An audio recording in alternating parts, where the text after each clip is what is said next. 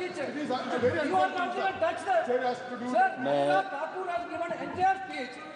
There is no touch on his speech. Only Rahul Gandhi's speech was expunged. Why, sir? Why, sir? Why, sir, expunged? Why, sir? मैं अध्यक्ष Chair. जी का धन्यवाद देना चाहता हूँ। You have to be neutral. You have to be neutral. You are the speaker. You are the speaker of the House. अध्यक्ष महोदय, You have to be remote control for the Home Minister. You are remote. Home Minister is remote control of this. अध्यक्ष महोदय, अखिलेश यादव अध्यक्ष जी, महोदय, अध्यक्ष महोदय, मैं सबसे पहले आपका धन्यवाद देना चाहता हूं कि आपने मुझे अपनी पार्टी की तरफ से राष्ट्रपति जी के भाषण बोलने का मौका दिया है। अध्यक्ष जी, सत्ता पक्ष और विपक्ष दोनों लगातार अपनी बात रख रहे हैं। मैं सबसे पहले अध्यक्ष जी आपको और आपके साथ साथ सभी चुने हुए सांसदों को मैं बधाई और शुभकामनाएं देना चाहता हूं। साथ ही साथ मैं सबसे पहले देश के उन सभी समझदार और ईमानदार मतदाताओं को धन्यवाद जिन्होंने लोकतंत्र को एक तंत्र बनाने से रोका।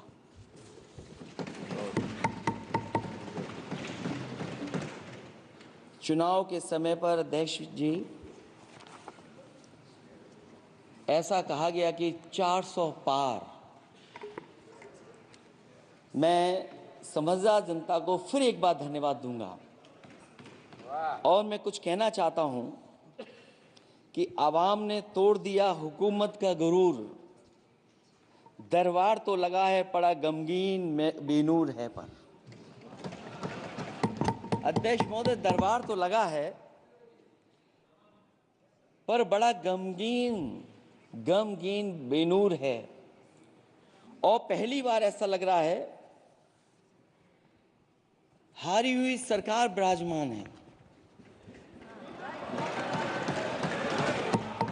जनता कह रही है चलने वाली नहीं सरकार। अध्यक्ष महोदय, जनता कह रही है चलने वाली नहीं, ये गिरने वाली सरकार है। और क्योंकि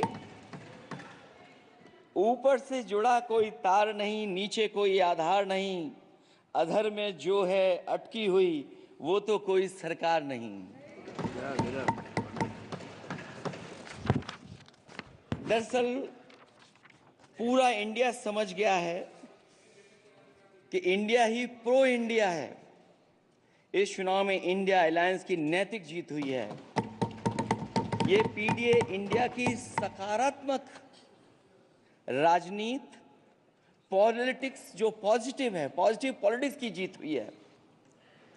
ये इंडिया पीडीए की सोशल जस्टिस मुहिम की विक्ट्री है। 2024 का परिणाम हम इंडिया वालों के लिए जिम्मेदारी से भरा पैगाम भी है। और अगर हम यूं कहें अध्यक्ष महोदय कि 15 अगस्त 1947 अगर उपनिवेशिक राजनीति से आज़ादी का दिन था तो 4 जून 2024 देश के लिए सांप्रदायिक राजनीति से आज़ादी का दिन रहा। ये सांप्रदायिक राजनीति के अंत और सामुदायिक राजनीति की शुरुआत है। जहां सांप्रदायिक राजनीति का अंत हुआ है वहीं सामुदायिक राजनीति की शुरुआत हुई है। सबसे अच्छी बात हुई ये है कि इस चुनाव में सांप्रदायिक राजनीति की हमेशा के लिए हार हो गई है। अध्यक्ष महोदय, कहने को सरकार ये कहती है कि ये 5th लार्जेस्ट इकोनॉमी बन गई है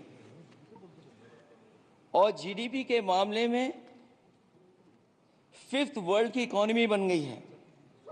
लेकिन अध्यक्ष मोदी, ये सरकार क्यों छिपाती है कि अगर ये हमारी सबसे लार्जेस्ट इकोनॉमी, अगर हम 5वें नंबर पर हैं तो हमारे देश की पर कैपिटा इनकम, प्रति व्यक्ति आय हमारे किस स्थान पर पहुंची है। और हम लोगों ने तो अध्यक्ष महोदय देखा है कि अगर दिल्ली की सरकार ने कहा होगा कि $5 ट्रिलियन की इकॉनमी बनेगी, तो जहां से प्रधानमंत्री जी चुन करके आते हैं, वहाँ का प्रदेश के सरकार भी कह रहे कि हम $1 ट्रिलियन इकॉनमी बना लेंगे। देश की इकॉनमी कहाँ पहुँच गई, पर कैपिटा इनकम क्या है। लेकिन अगर उत्तर प्रदेश की इकॉनमी को अगर $1 ट्रिलियन की इकॉनमी बनना है तो कम से कम 35% की ग्रोथ चाहिए। मुझे नहीं लगता है कि 35% की ग्रोथ उत्तर प्रदेश पा पाएगा।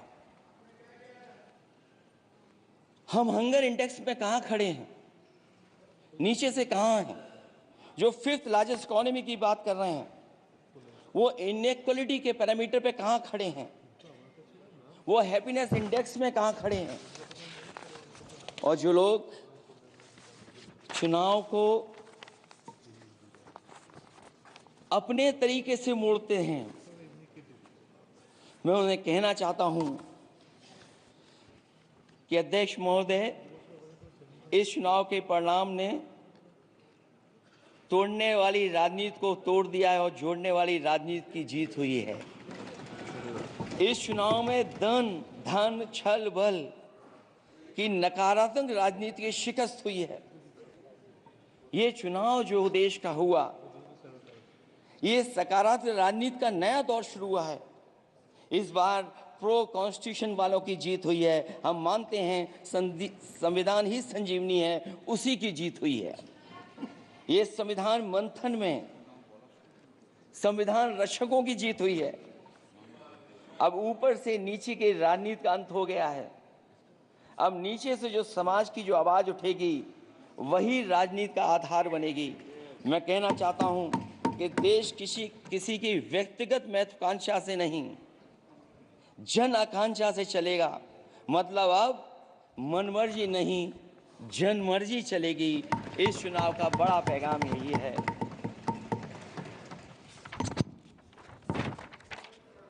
अध्यक्ष महोदय,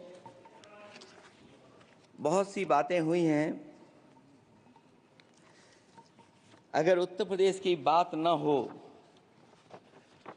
क्योंकि अध्यक्ष महोदय सबसे बड़ा प्रदेश जहां है, उसने हर बार दूसरे दल को समर्थन देकर के सरकार बनाई।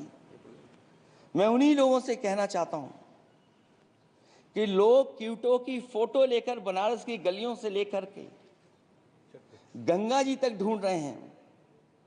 उनको लगता है जिस दिन मां गंगा साफ हो जाएंगी, शायद उस दिन कहीं क्यूटो उसकी गोद में कहीं मिल जाएगा।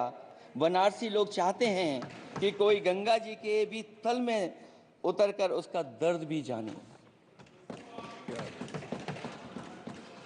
उत्तर प्रदेश की जनता का बस यही आग्रह है कि जिस गंगा जल को हाथ में लेकर सच कहने की कसम खाई जाती है, कम से कम उस गंगा जल से तो झूठ ना बोला जाए।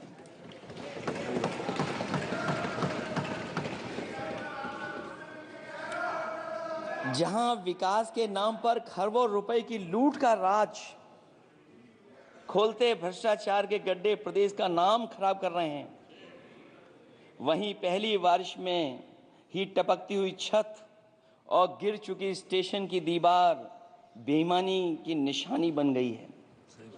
अध्यक्ष महोदय, विकास का ढिढोरा पीटने वाले इस विनाश की जिम्मेदारी कब लेंगे? और रही सच्चे विकास की बात, तो हमने जो सड़क बनाई उस पर हवाई जहाज उतरे थे और उत्तर प्रदेश की मुख्य नगरी में सड़कों पर नाव उतरी हैं। और अभी बारिश और हो जाएगी तो नाव से भी चलना पड़ेगा। यही स्मार्ट सिटी के जुमले का भी हाल है। न तो जाम से छुटकारा मिला, न बुनियादी सुविधाओं से कोई निजात मिली, न कोई बुनियादी सुविधाएं मिल पाई हैं।